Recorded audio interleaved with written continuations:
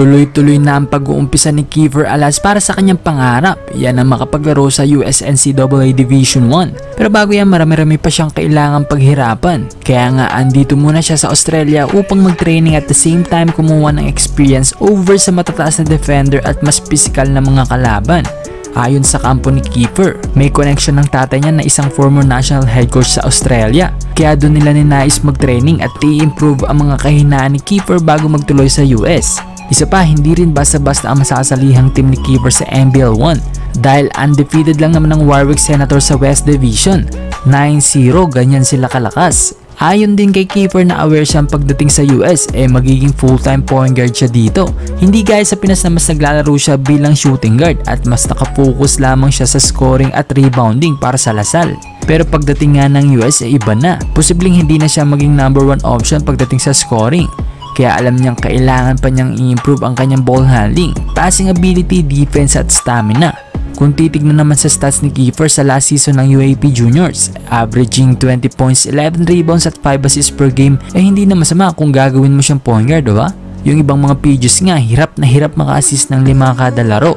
Pero syempre para mas maging effective bilang point guard at mas makapukaw pansin ng mga D1 scout pagdating niya sa US, kailangan niya talaga munang magsanay bilang point guard sa Australia bago maglaro sa Layton Christian Academy na hindi basta-bastang high school team sa Utah yan ha.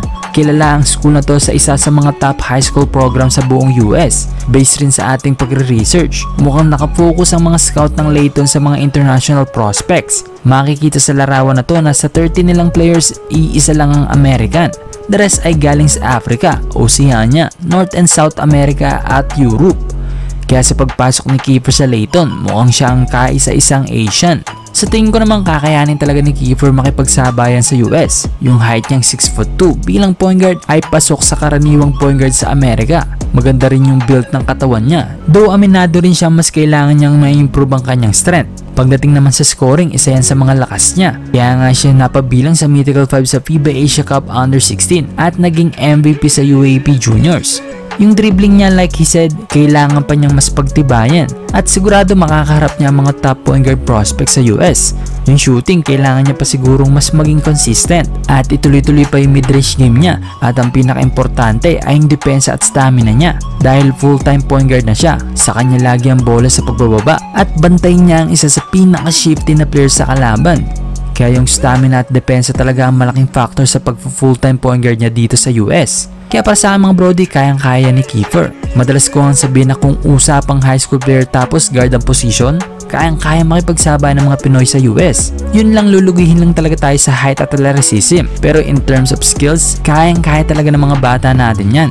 Tsaka hindi rin naman masasabihin niya ng former NBA champion at former NBA Coach of the Year na si Coach Byron Scott na malaluka Doncic type na player daw itong si Kiefer. Mahusay gumamit ng tempo. Alam kung kailan na-atake at hindi. Ginagamit din ang kanyang lakas ng katawan at matibay sa paghawak ng bola. Mataas daw ang basketball IQ ng bata ayon kay Coach Byron at si Kiefer ang pinaka nagpa-impress sa kanya sa kanilang championship game sa NBTC. Sa ngayon mga brody, yun nga nag-uumpisa na mag-training si Kiefer at ito ang ilan sa mga clip niya sa Australia. Kaya abangan pa natin ang mga susunod na update natin patungkol kay Kiefer Alas.